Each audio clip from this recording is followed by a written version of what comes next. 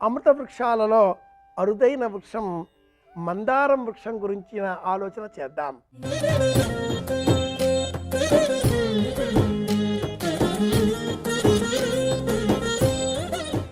మందారం హైబిస్కస్ అన్న పేరిట ఈనాటి కాలంలో ప్రతి ఇంట ఒక పూల మొక్కగా పెంచుకునేటటువంటి నేపథ్యంలో ఈ పుష్పాల చేత అమ్మవారిని ఎలా పూజించాలి, ఈ మొక్కని పెంచుకోవడం వల్ల మనకు కలిగే ప్రయోజనం ఏమిటి, ఏ దేవతను ఈ పుష్పముల చేత పూజిస్తే ఆ దేవతానుగ్రహం మనకు లభిస్తుంది, ప్రత్యేకంగా ధనం, లక్ష్మీదేవి అనుగ్రహం, సంపద కలగడం అనే అంశంలో ఈ పుష్పాలను ఎలా వినియోగించాలి, అమ్మవారి పూజలోనే వినియోగించాలా, కృష్ణుని పూజించే సమయంలో వినియోగించకూడదా, ఇలాంటి పలు సందేహాలను పరిశీలించినట్లయితే కృష్ణ పరమాత్ముడు మందారమూలే మదనాభిరామం బింబాధర పూరిత వేణునాదం గోగోపగోపి జనమధ్య సంస్థే గోపం భజే గోకుల పూర్ణచంద్రం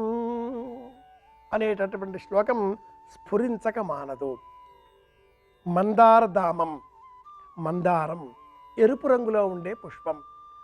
ఆశ్చర్యకరంగా ఏ పుష్పాన్నైనా కూడా స్వీకరించేటటువంటి క్రిములు లేదా ఆ తేనెని గ్రహించే నిమిత్తమే వచ్చేటటువంటి ఇతర క్రిమికీటకాదులు, బంభరములు, తుమ్మెదలు ఏవి కూడా మందార పుష్పాన్ని ఆశ్రయించవు, మందార పుష్పం పైన వాలవు.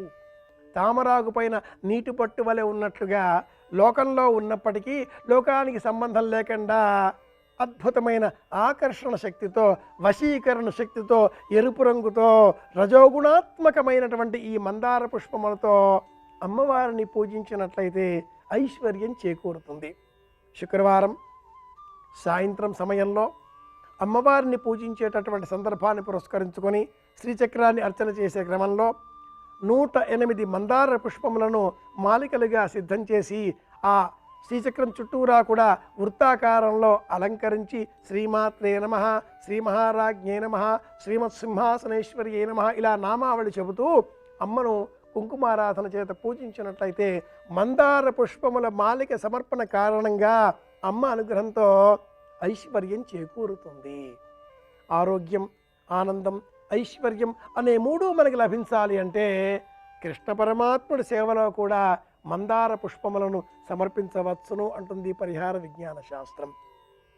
ప్రతి ఇంట వాకిలిలో ప్రధాన ద్వారానికి ఎడమ వైపున తప్పనిసరిగా మందార పుష్పాన్ని అందించే విధంగా ఆ మొక్కలను పెంచి పోషించాలి అని కూడా వృక్షశాస్త్రం ప్రత్యేకంగా తెలియజేస్తుంది. భూమిర్భూమ్నాద్యోర్వర్ణాంతరిక్షం మహిత్వా, భూమిని గుణపం తీసుకొని త్రవ్వి గుంతలుగా చేసి అందులో విత్తనములను, బీజములను ఉంచి తిరిగి ఆ భూమిని పూడ్చివేసి నీరు చిలకరించి తదుపరి 2 చేతులు జోడించి ఆ భూమిని ప్రార్థించేటటువంటి తరుణంలో భూమాతకి ప్రత్యేకంగా మందారం పుష్పాలను సమర్పించినట్లయితే ఆ భూమి నుంచి మనకు సువర్ణమయమైనటువంటి సంపదలు, సువర్ణంతో కూడుకున్న సంపదలు లభిస్తాయి అనేటటువంటి మంత్రార్థం ఆ సందర్భంలో మనం జ్ఞాపకం చేసుకోవలసిన అంశం. మందారం మొక్క ఇంటిలో ఏ వైపున పెంచుకోవాలి? ఉత్తరం వైపున కానీ, తూర్పు వైపున కానీ, ఆగ్నేయం వైపున కానీ పెంచుకున్నట్లయితే అద్భుతమైన ప్రయోజనం మనకు చేకూరుతుంది. అపార్ట్మెంట్ సంస్కృతి అయినప్పటికీ పూల కుండీలో కూడా సులభంగా పెరిగేటటువంటి మొక్క మందారం మొక్క. భూమిలో పెడితే మట్టుకు ఇది మహావృక్షంగా కూడా మారే అవకాశాలు కోకొల్లలు.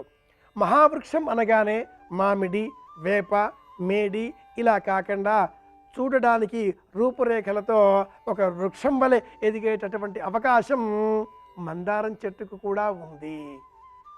శాఖోపశాఖలుగా అనేక రూపాలలో విస్తరిస్తూ వందలాది పుష్పాలను అందించేటటువంటి ఈ మందారం మొక్క క్రింద, మందారం చెట్టు క్రింద రాధా రుక్మిణి సత్యభామ సమేతుడైన కృష్ణ పరమాత్ముడి అర్చామూర్తిని స్థాపన చేసి పూజించినట్లయితే అలాంటి వారికి సంబంధించిన సమస్త దోషాలు తొలగిపోతాయి. ఇంట్లోని పిల్లలు బాలదోష, దుష్టదోష, స్థిరచిత్తం లేకపోవడం, దృష్టి దోషంతో ఉండడం, మానసిక స్వస్థత లేకపోవడం, ఇలా చిత్త విభ్రమణ కారణం, వీటన్నింటితో కూడా ఉండేటటువంటి దోషాలు మందారం చెట్టు క్రింద కృష్ణ పరమాత్మని అర్చామూర్తిని ఉంచి ధూపదీపముల చేత పూజించి నమస్కరించినట్లయితే ఆ దోషాలన్నీ కూడా తొలగిపోతాయి అని శాస్త్ర ప్రమాణం.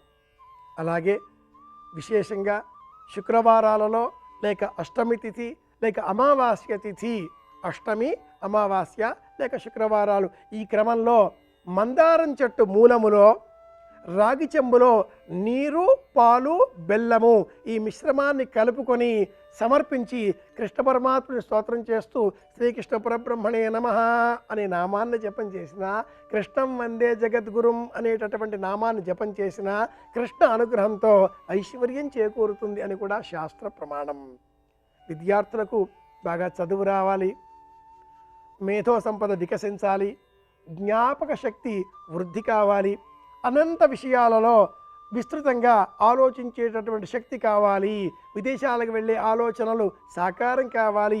ఇలా ఊహపోహలతో ఉండేటటువంటి వారు 7, 9, 11, 13, 15 ఈ సంఖ్యలో 16 లోపలగా మందారం మొక్కలను సేకరించి అష్టమి నాడు కానీ అమావాస్య నాడు కానీ మొక్కల పెంపకం పట్ల అభిరుచి గల ఆత్మీయులకు బహుమానంగా అందించినట్లయితే అలాంటి ఆ పుణ్యఫలం బలం కారణంగా విదేశాలకు వెళ్ళాలి అనే ఆలోచనలతో పాటుగా విద్యాభ్యసన దశలో వచ్చేటటువంటి సమస్త ఆటంకాలు అడ్డంకులు తొలగిపోతాయి అని కూడా శాస్త్ర ప్రమాణం.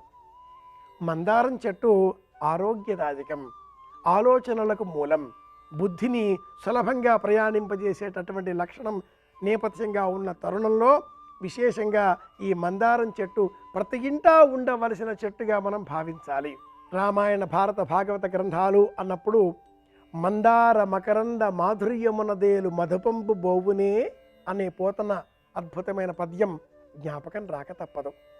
అలాంటి ఈ మందారం మొక్కతో ప్రత్యేకంగా బెంగాలు రాష్ట్రంలో కాళీ అర్చనలో విశేషంగా వినియోగించడం కూడా మనం గమనించే అంశం అవుతున్నది.